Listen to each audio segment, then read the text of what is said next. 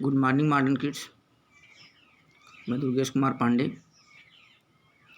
आइए, ये हिंदी साक्षी है ना, आपकी बुक का नाम हिंदी साक्षी, क्लास 5।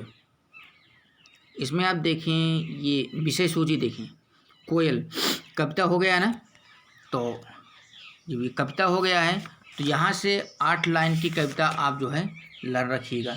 ठीक, यहाँ से कोयल नामक जो पाठ है ना कविता, यहाँ से 8 लाइन की कविता याद रखिएगा, क्योंकि ये कविता पूछा जाता है पेपर में, हमेशा आता है। तो इसलिए आप पढ़े भी होंगे, मैम पढ़ाई होंगी कि देखो कोयल काली है पर मीठी है इसकी बोली, इसने ही तो कूक कूक कर आमों में मिश्री घोली।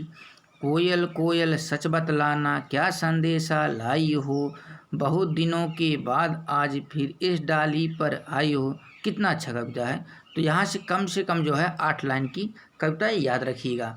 और यही नहीं, आप लिख करके अभ्यास भी कर लीजिएगा। ठीक, क्योंकि नहीं तो ये लिख कर अभ्यास नहीं करेंगे तो वर्तनी गलत हो जाएगी। तो जो वर्तनी गलत होगी तो नंबर उस पर कटेगा। तो इसलिए बच्चों उसको जो है अच्छे से लर्न होनी चाहिए 8 लाइन की कविता। और इसके साथ साथ फिर क्या है कि आप लिख के अभ्यास करिएगा, अच्छी राइटिंग में लिखिएगा। कुछ बच्चे क्या है ना, होमवर्क दिए थे तो कई बार उसको कट किए थे, तो ये सब नहीं होना चाहिए। ठीक, एक बार में लिखिए और सही होनी चाहिए। और अच्छी राइटिंग में लिखिए। इससे क्या होगा, लगेगा नहीं आप जो है पूरे मन के साथ जो है काम कर रहे हैं। आइए फिर इसके बाद देखते हैं, दूसरा चैप्टर है उड़न तस्तरी। ठीक, उड़न तस्तरी आप पढ़ चुके हैं। ठीक, उड़न तस्तरी में जो है क्या है, यहाँ से जो क्वेश्चन आंसर आप किए हैं, ठीक, तो इसको अच्छे से लर्न रखिएगा। यहाँ से क्वेश्चन पूछे जा सकते हैं। ठीक, और जो इसका वर्ड मीनिंग है, वर्ड मीनिंग भी ध्यान दीजिएगा। जैसे उड़न तस्तरी ही है, उड़न तस्तरी का मतलब क्या होता है, उड़ने वाली गोल वस्तु को ही उड़न तस्तरी बोलते हैं। इस तरह शब्दार्थ और ये जो क्वेश्चन आंसर आपको बताया गया है तो इसको कर लीजिएगा। ठीक, इसको याद रखिएगा। आइए फिर इसके बाद कल हम आपको पढ़ाए थे ये साहसी बालिका ना, तो साहसी बालिका से आज कुछ बच्चे जो है होमवर्क करके दिए थे, तो ये चैप्टर अब लगभग हो भी गया है। ठीक, तो कुछ पाठ के अनुसार घटनाक्रम है उसको लगाने के लिए थोड़ा से और करवा देंगे, नहीं तो बस जो भी 3 चैप्टर है ना पढ़े हैं इसी को अच्छे से याद रखिएगा। इस चैप्टर से जो कुछ वर्ड मीनिंग है, जैसे शौक शब्द आया था, तो शौक का मतलब क्या होता है, चाव होता है। ज़बरदस्त आया था ना, तो इसका मतलब क्या, जोरदार है। जैसे वो अनभिज्ञ थी ना, आप इसको लिखे थे ना कि अनभिज्ञ, बेबी रोज इस बात से अनभिज्ञ थी, तो अनभिज्ञ का मतलब क्या है, अनभिज्ञ यहाँ देख रहे हैं ना, ये देखिए नीचे से, अनभिज्ञ का मतलब क्या है, न जानकार। ठीक, न या अनजान, अनभिज्ञ का मतलब क्या है, अनजान। तो इस तरह जो है यहाँ से जो भी वर्ड मीनिंग है उसको लर्न रखिएगा। आइए थोड़ा सा हम चर्चा कर लेते हैं। जैसे बेबी रोज के पैर पर प्लास्टर क्यों चढ़ा हुआ था, तो आप लोग जान ही रहे हैं ना कि बेबी रोज के पैर पर प्लास्टर चढ़ने का कारण क्या था ना, जान रहे हैं। चलिए फिर भी हम बता दे रहे हैं। पहली बात तो ये जान लीजिए, हिम्मत, साहस और बहादुरी तो उसकी नस नस में भरी थी ना। लेकिन एक बार की बात है, एक बार सड़क पर साइकिल चलाते समय उसकी टक्कर किससे हो जाती है, जीप से हो गई। और उस टक्कर जो टक्कर हुआ वो काफ़ी ज़बरदस्त थी। ठीक, तो बेबी रोज के बाएं पैर की जो क्या होती है, हड्डी टूट गई थी। ठीक, जब टक्कर हो गया तो बाएं पैर की हड्डी टूट गई, तो इसलिए क्या हुआ, अब तो जान ही रहे हैं, स्वाभाविक बात, तो प्लास्टर तो चढ़ ही जाएगा ना, चढ़ जाएगा कि नहीं चढ़ जाएगा। तो आप लोगों ने बहुत ही अच्छा उत्तर दिया था, यही उत्तर होगा। इसके बाद दूसरा था, बेबी रोज का चचेरा भाई क्यों चिल्ला रहा था, चिल्लाने का रीज़न तो जान ही रहे हैं, कोई वैसा तो चिल्लाएगा नहीं, क्योंकि वो अनजान बालक था। वही अनजान के ना, अनभिज्ञ या अनजान कर सकती है ना, अबोध बोल सकते हैं ना, तो अबोध बालक था, उसको ये पता नहीं था, वो खेलते खेलते कहाँ चला आया।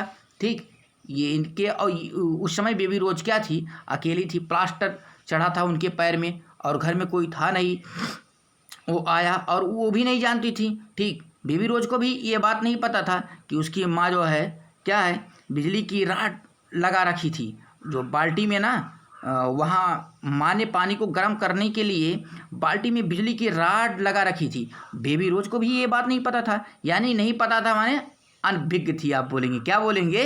अनभिज्ञ थी। ठीक, तो बाल्टी में पानी देख वह उसमें हाथ मारकर खेलने लगा।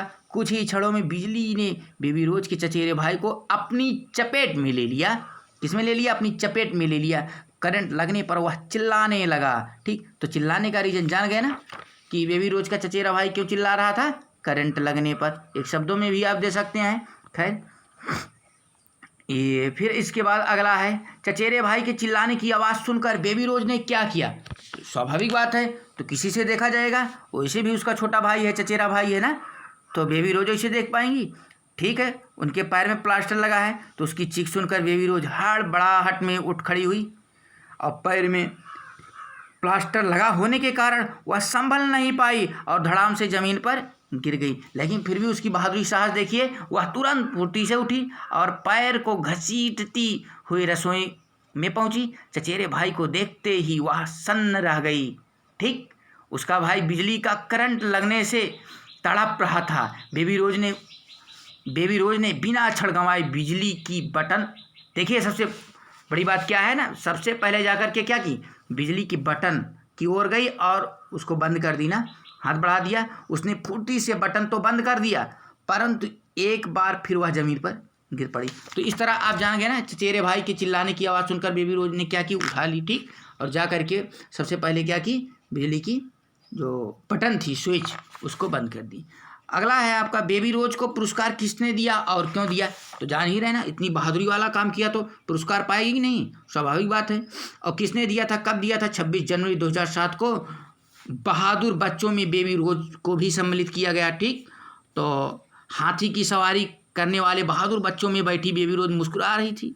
और उस समय जो प्रधानमंत्री थे 26 जनवरी 2007 में, वो प्रधानमंत्री थे डॉक्टर मनमोहन सिंह के हाथों से उसे जो है वीरता का पुरस्कार दिया गया। और उससे उसके माता पिता अपनी बहादुरी बच्ची को देखकर गर्व से फूले नहीं समाये और स्कूल में भी सम्मान पाई। ठीक, तो इस तरह जो है ये रहा आपका शासी बालिका। तो यहाँ तक तैयार रखिएगा बच्चों, 8 लाइन की कविता, वर्ड मीनिंग, चैप्टर 1, चैप्टर 2 और पार्ट 3। ठीक, पार्ट 1, पार्ट 2, पार्ट 3, यहाँ तक आप वर्ड मीनिंग और जो क्वेश्चन आंसर जो लिखवाया गया है, जहाँ तक बताया गया है, यहीं से पूछा जाएगा, कहीं कोई चीज़ बाहर से नहीं पूछा जाएगा, ध्यान में रखिएगा। तो इसको लिख करके अभ्यास आप कर लीजिए, जिससे वर्तनी शुद्ध रहे। जो स्पेलिंग लिखते हैं ना, तो शब्द की शुद्धता पे ध्यान रखिए, क्योंकि नहीं तो वहाँ से भी नंबर कटता है। तो जितना हो सके जो भी आप लर्न करेंगे, समझ करके लर्न करिए। कोई ज़रूरी नहीं है, थोड़ा सा समझ करके करिए ना, कि आप रटो मत। 2-4 बार पढ़ो अच्छे से, समझते हुए आसानी से आपको याद हो जाएगा पूरी चैप्टर। और इस तरह चाहे जहाँ से भी पूछा जाएगा तो आप इजीली आसानी से कर सकते हैं। Thank you.